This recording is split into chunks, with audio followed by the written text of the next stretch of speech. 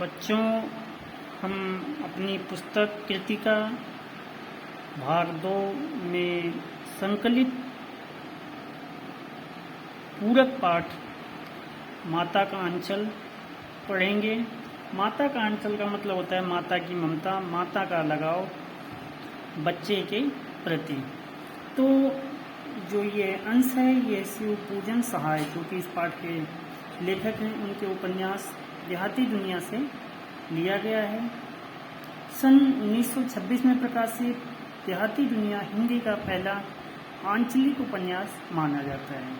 इतना ही नहीं, ये स्मरण शिल्प में लिखा गया हिंदी का पहला उपन्यास भी माना गया है। इस उपन्यास में ग्रामीण जीवन का चित्रण ग्रामीण जनता की भाषा में ही किया गया है। लेखक ने उपन्यास की भूमिका में ही यह संकेत दिया है कि ठेठ से ठेठ देहाती या अपर गंवार, निरक्षर, हलवाई और मजदूर भी बड़ी आसानी से इसे समझ सकते हैं। आत्मकथात्मक शैली में रचे गए इस उपन्यास का कथाशिल्प अत्यंत मौलिक और प्रयोगधर्मी है। शिशु चरित्र भोलानाथ कथानक का दृष्टिबिंदु है और संकलित अंश में ग्रामीण अंचल और उसके चरित्रों का एक अनोखा चित्र है। बालकों के खेत, कौतूहल, माँ की ममता, पिता का दुलार, लोकगीत आदि अनेक प्रसंग इसमें शामिल किए गए हैं। शहर की चकाचौंध से दूर गांव की सहजता को रचनाकार ने आत्मीयता से प्रस्तुत किया है। यहाँ बाल मनोभावों की अभिव्यक्ति करते करते लेखक ने तत्कालीन समाज के पारिवारिक प्रवेश का भी चित्रण किया है। तो जैसा कि हमें पाठ के नाम से ही मालूम पड़ रहा है कि माता का अंचल, माता के प्रति जो बच्चे का लगाव है, माँ के प्रति जो बच्चे के मन में ममता है, वो अतुलनीय है, अटूट है। बच्चा कितना भी अपने पिता से लगाव करे, लेकिन वो अंत में अपनी माँ की गोद में ही उसे सुकून मिलता है, उसे अपनी माँ की गोद में ही तसल्ली मिलती है, शांति मिलती है। तो अब हम इस पाठ का सारांश देखते हैं कि सबसे पहले जो बच्चा है उसका अपने पिता के साथ जो लगाव है, अपने पिता के साथ वो किस प्रकार से जुड़ा हुआ है। तो जो प्रस्तुत पाठ है इसमें लेखक शिव पूजन सहाय ने अपने बचपन के खेल तमाशों, रुचियों और शरारतों का वर्णन किया है। लेखक की माँ वात्सल्य से, वात्सल्य का मतलब बच्चे के प्रति जो प्रेम है उससे परिपूर्ण थी और पिताजी अपने बच्चे के हर खेल में बच्चा बनकर शामिल रहते थे। पाठ के अनुसार लेखक का सारा समय अपने पिता के साथ ही व्यतीत होता था, अपने पिता के साथ ही उसका समय बीतता था। माँ के साथ उनका केवल दूध पीने तक का नाता था, रिश्ता था। सुबह नहला धुलाकर पिताजी उन्हें अपने साथ पूजा में बिठाते थे। उनके माथे पर भभूत, जो कि अगरबत्ती या धूप बत्ती की राख होती है, वो लगाते। इससे वो खासा बम भोला लगते। इसीलिए पिताजी उन्हें प्यार से बम भोला या भोलानाथ कहते थे। और वास्तव में जो इनका नाम था वो था तारकेश्वरनाथ, लेकिन बाबूजी प्यार से उन्हें भोलानाथ ही कहते थे, क्योंकि भभूत लगाने के बाद वे अच्छे खासे भगवान शिव की तरह दिखाई देने लगते थे, क्योंकि उनके जो बाल थे वो काफ़ी बड़े बड़े थे, मुंडन नहीं हुआ था। इसके बाद पूजा पाठ के पश्चात पिताजी रामनामा बही में राम नाम लिखते। इसके बाद कागज के टुकड़ों पर 500 बार राम नाम लिखकर आटे की गोलियां बनाते और अपने पुत्र को कंधे पर बिठाकर गंगा नदी के किनारे ले जाते हैं। वहाँ पर वे मछलियों को आटे की गोलियां खिलाते। लौटते समय बच्चे को पेड़ की डालियों पर झूला झुलाते। कभी कभी उनके साथ झूठ मूठ की कुश्ती भी लड़ते। जानबूझकर कुश्ती हार जाते और ऐसा करते हुए अपने बच्चे का मनोबल बढ़ाते थे। अब बच्चे का जो अपनी माँ से लगाव है, जो अपनी माँ से जुड़ा हुआ है, वो देखते हैं। लेखक के पिताजी उसे अपने हाथों से खाना खिलाते थे। पेट भर जाने पर भी लेखक की माँ को तृप्ति, संतुष्टि नहीं होती थी और वे दही भात सानकर अपने हाथों से मिलाकर उसे चिड़ियों के नाम से तौर बनाकर खिलाती थी, जैसा कि दादी नानी हमें खिलाती रहती थी। संतुष्टि होने पर ही वे उसे खेलने जाने देती थी। जब तक बच्चा खाना नहीं खा लेता था जब तक उसे खेलने नहीं जाने देती थी।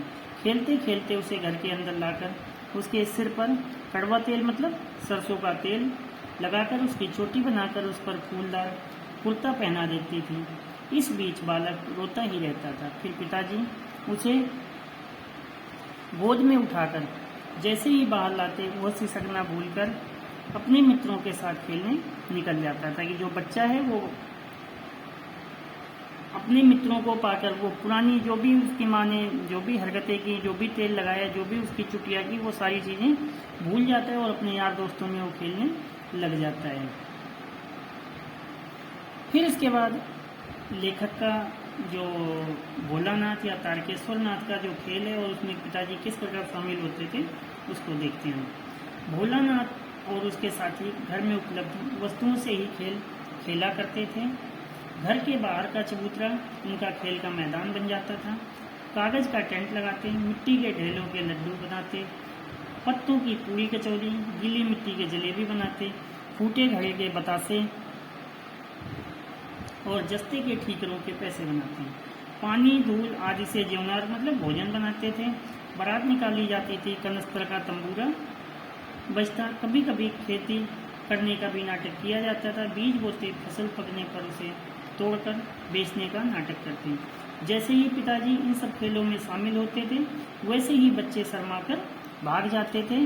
कि जो बच्चों का खेल होता था उस खेल को देखने के लिए, चाहे वो शादी ब्याह का खेल रहा हो, चाहे वो खाना बनाने का खेल रहा हो, चाहे वो मिठाई की दुकान लगाने का रहा हो, या उनकी खेती का कार्यक्रम रहा हो कि जो झूठ मूठ की वो खेती करते थे, तो पिताजी तो शामिल होते ही होते थे। इसके साथ ही साथ जो राहगीर, जो रास्ते में चलने वाले लोग होते थे, वे भी रुककर उन बच्चों का खेल देखने लगते थे।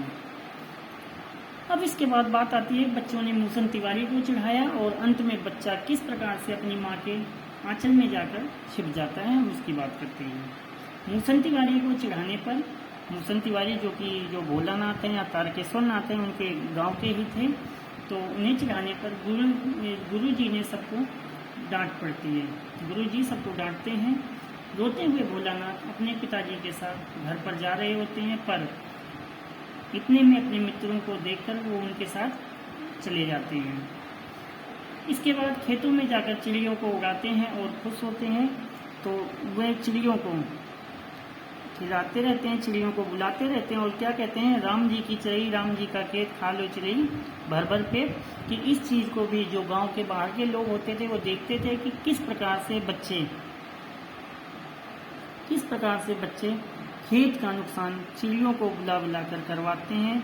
और हंसकर कहते थे वो लोग भी कि चिड़िया की जान जाए लेकिन लड़कों का वो खिलौना है। और सच में ये बात सही कही गई है कि लड़के और बंदर कभी भी दूसरे के दर्द को नहीं समझते।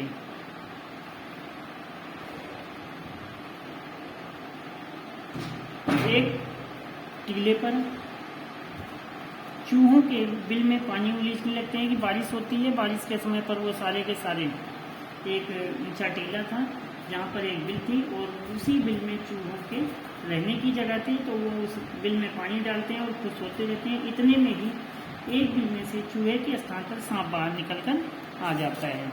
और जब सांप बाहर निकल कर आता है तो सभी गिरते पड़ते बिना कुछ सोचे समझे बेतहाशा भागते रहते हैं। कोई औंधा गिरता है, कोई कैसे गिरा, कोई उल्टा गिरा, कोई सीधा गिरा, किसी का सर फूटा, किसी के दांत टूटते हैं, लेकिन सब भागते भागते अपने अपने घरों को भाग जाते हैं। किसी के तलवे से खून आने लगता है, किसी की सारी लहूलुहान हो जाती है कि कहीं वो छिल जाता है, कट जाता है। और इसी प्रकार से जो भोलानाथ है वो भी बदहवास बिना कुछ सोचे समझे भागता हुआ घर में घुसता है। और पिताजी जो आंगन की बैठक में ही बैठे थे, वसारे में बैठे थे, जो कि बैठक थी, और बैठकर हुक्का को उड़ा रहे थे। और पिताजी कितनी भी आवाज़ लगाते हैं, कितना भी बुलाते हैं, लेकिन बच्चा अपने पिता की आवाज़ पे ध्यान नहीं देता।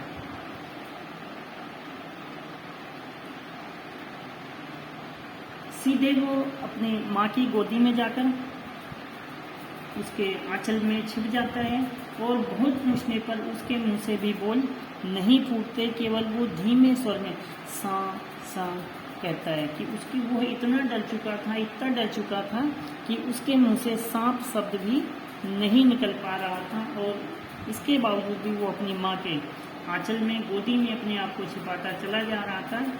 माँ इस बात को देखकर घबरा जाती है और अपने बच्चे को अपने आंचल में छिपा लेती है। और पिताजी के हाथ बढ़ाने पर भी, इतने में पिताजी बाहर आते हैं, और पिताजी के हाथ बढ़ाने पर भी वो बच्चा अपनी माँ के आंचल को छोड़ने को तैयार नहीं होता। कि सीधा सा मतलब ये है कि जो बच्चा है उसका अपनी माता से जो लगाव होता है वो अपने पिता से लगाव नहीं होता, क्योंकि बच्चा माँ से ही लगाव रखता है। बच्चे का ज़्यादातर जो वक्त बीतता है वो अपनी माँ के साथ ही बीतता है। तो जो हमारा ये पाठ है माता का आंचल, इस पाठ का मूल संदेश, मूल उद्देश्य यही है कि छोटा बच्चा चाहे किसी के भी संपर्क में रहे, किसी के भी साथ में रहे, पर विपत्ति के समय पर जब किसी भी तरीके की मुसीबत आती है तो उसे अपनी माँ की गोद ही सुरक्षित लगती है। वो अपने आप को अपनी माँ की गोद में ही सुरक्षित महसूस करता है। एक पिता अपने बच्चे को आत्मविश्वासी बनाता है, पिता अपने बच्चे से हारता है और बच्चे को जिताने की कोशिश करता है ताकि बच्चे के अंदर जो मनोबल है उसका आत्मविश्वास बढ़े। और हमने इस पाठ में भी देखा कि किस प्रकार से भोलानाथ के जो पिता हैं वे कुश्ती में जानबूझकर हार जाते हैं, और ऐसा करने से बच्चे को ऐसा लगता है कि हाँ, वास्तव में हकीकत में जो पिता हैं वो उससे हार जाता है। इस प्रकार बच्चे के अंदर आत्मविश्वास और जो उसका मनोबल है, जो उत्साह है, वो जागता है। और इसके साथ ही साथ ये भी संदेश देने का प्रयास किया गया है कि बच्चों को कभी भी अकारणवश किसी भी जीव को सताना नहीं चाहिए, सभी जीवों पर दया करनी चाहिए, क्योंकि जब तक हम किसी दूसरे जीव को परेशान नहीं करेंगे तब तक वो हमारे रास्ते में परेशानी का कारण नहीं बनेगा। लेकिन अगर हम किसी भी जीव को, जंतु को परेशान करेंगे तो वो हमारे लिए घातक हो सकता है, हानिकारक हो सकता है। और इस पाठ में कई सारे शीर्षक, कई सारे बिंदु ऐसे भी आए हैं जो हमारे बचपन से, जो हमारे खेल से मिलते जुलते हैं। और जो ये पाठ है, इस पाठ का जो ये शीर्षक है, जो पाठ का नाम रखा गया है माता का आंचल, ये शीर्षक अगर हम बात करें तो हर तरह से ही उचित है, उपयुक्त है, क्योंकि बच्चा अपने पिता के साथ ज़्यादातर वक्त बिताने के बाद भी जब मुसीबत में होता है, जब वो किसी चीज़ से डरता है, तो वो अपने पिता के पास जाने के बजाय अपने पिता की आवाज़ को अनसुना करता है, अपने पिता के पास नहीं जाता है, बल्कि वो सीधा भागकर अपनी माता की गोद में जाता है, जिस समय की उसे शांति और सुरक्षा की सबसे ज़्यादा आवश्यकता होती है। और वो शांति या सुरक्षा अपनी माँ की आंचल के अलावा कहीं भी हमें नहीं मिल सकती। इसीलिए जो हमारा शीर्षक है, जो पाठ का नाम माता का आंचल है, ये हमें सर्वथा सब प्रकार से उपयुक्त लगता है। अगर हम इस पाठ को कोई दूसरा नाम देना चाहें तो केवल बचपन के दिन या बचपन की यादें, भोलानाथ और उसका बचपन आदि शीर्षक हम इस पाठ के रख सकते हैं।